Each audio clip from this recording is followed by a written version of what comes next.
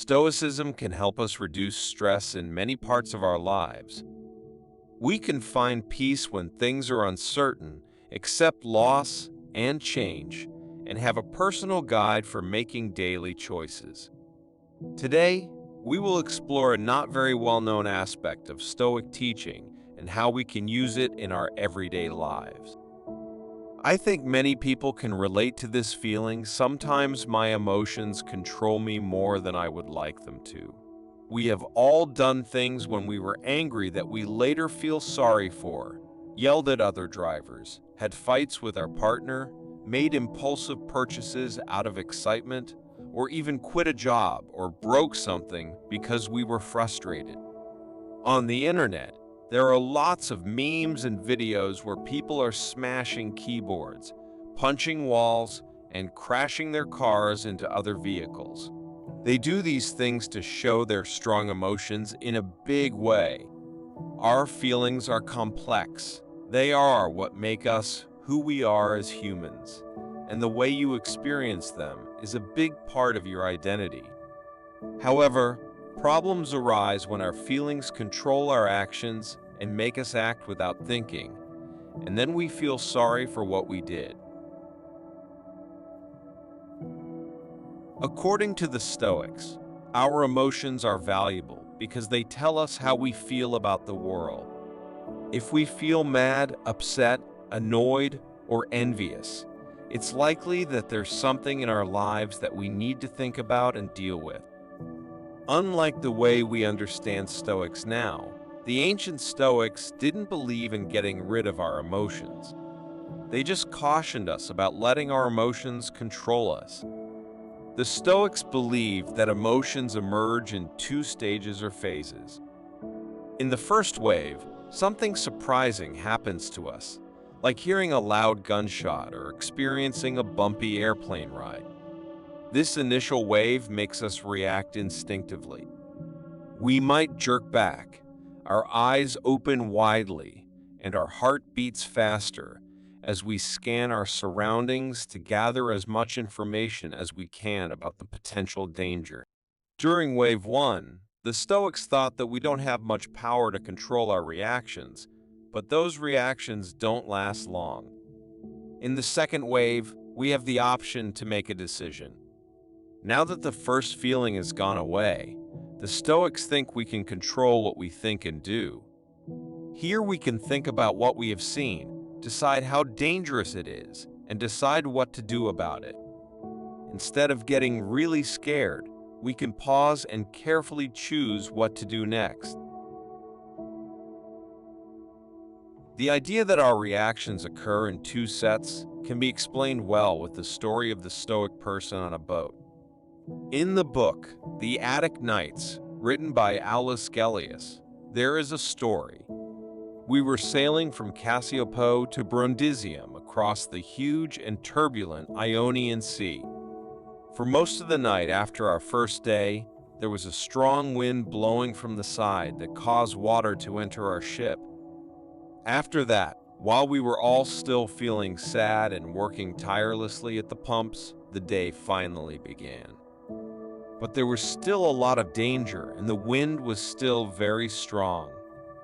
Instead of getting weaker, there were more whirlwinds, a dark sky, lots of fog, and scary-looking clouds called typhoons. It felt like these things were hanging over us and getting ready to destroy the ship. In our company, there was a very important philosopher from the Stoic sect. I had met him in Athens, and he had a lot of influence over the young students he taught. During that dangerous and chaotic time, I searched for him amidst the tumultuous sea and sky.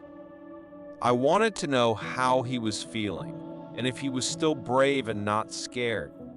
Then I saw the man who was scared and very pale.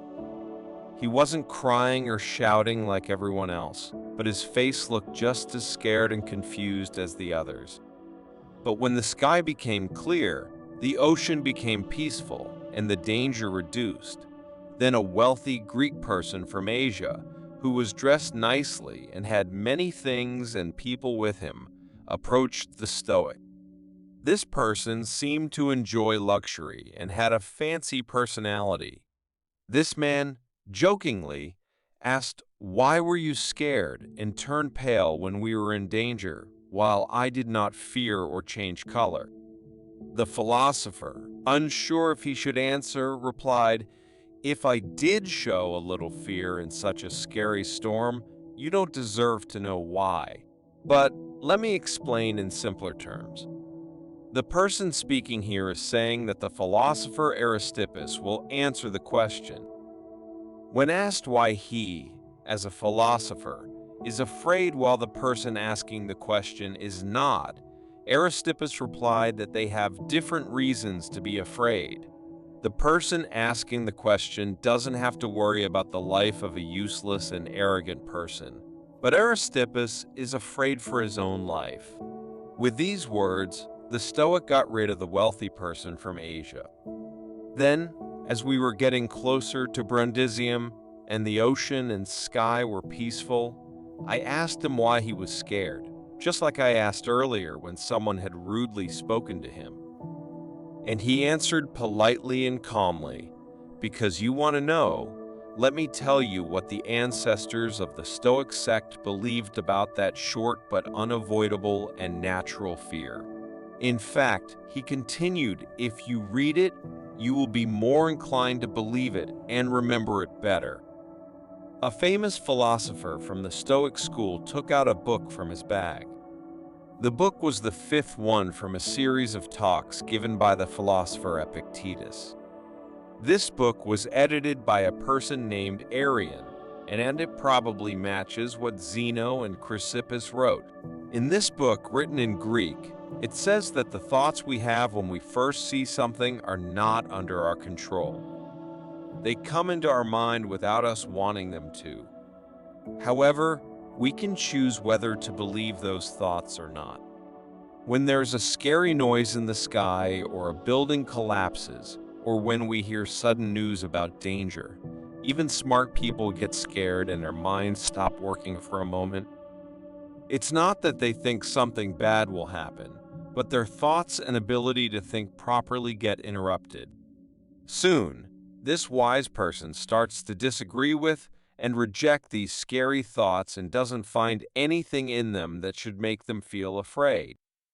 Epictetus, a philosopher who believed in Stoic principles, expressed his opinions and thoughts in a book that I read. I felt it was important to document these ideas because when similar situations happen, we shouldn't think that being afraid or shocked shows that we are foolish or weak. Instead, it is a natural response that comes from our human weaknesses and doesn't necessarily mean that the things we fear are actually as threatening as they appear. So, according to the Stoic teacher Epictetus, even a wise person can sometimes have their mind taken over by fear or anger. But a wise person is someone who doesn't let these things become bigger. They say no to them and quickly get their thoughts and logic back. Unlike someone who is foolish and lets these things grow and stay in control, the Stoics believe that a smart person is someone who can easily recover from feeling scared or surprised and think clearly again. It's great knowing this, but how can we make ourselves better at it? Here are some important ideas from Stoic philosophy that can help us feel better when we are scared or surprised. The philosopher Epictetus believed that we have control over only a few things in life: our thoughts, actions, and beliefs. In the start of the Enchiridion, he said, "There are some things we can control and some things we cannot control. We have control over our thoughts, feelings, and actions. This includes our opinions, motivations, desires, and aversions. However, we do not have control over our physical body, possessions, how other people see us, our jobs, or anything else that is not directly influenced by our own decisions." This means two different things. We have control over very few things. We have a duty to be clear about what we can control, and we are also responsible for stopping ourselves from doing bad things in our thoughts and actions. When it comes to our feelings, deciding what we have power over helps us remember that we are the only ones who can choose and be responsible for what we do. This way of thinking can help us stop our emotional reactions because we remember that we are responsible for our actions. We are in control of our actions. So, we are the ones responsible for stopping ourselves when we start to feel really strong emotions that might make us act in a bad way. The second Stoic principle we will discuss is acceptance. This means changing our mindset from a negative reaction to a positive one when something unexpected occurs. What should I do next? The first example above, when someone says, "I can't believe it," is caused by not accepting or going against something. Resistance can happen when we have trouble accepting what happens in the world or when things occur that go against what we expect. Feeling a bit resistant is normal and matches the Stoics' understanding of how we first react to something surprising or upsetting. Being easily distracted by our surroundings is called being mentally hijacked. If we keep resisting, we make it harder to think clearly, and it takes longer to take action to make things better. Resistance is when we don't like or want to accept when things change, whether it's something happening in our surroundings or something we do to ourselves. To explain how things change, the Emperor of Rome, Marcus Aurelius, wrote the following: "Don't expect everything to happen exactly the way you want it to. Instead, hope that things happen the way they actually will. When you do this, your life will go smoothly."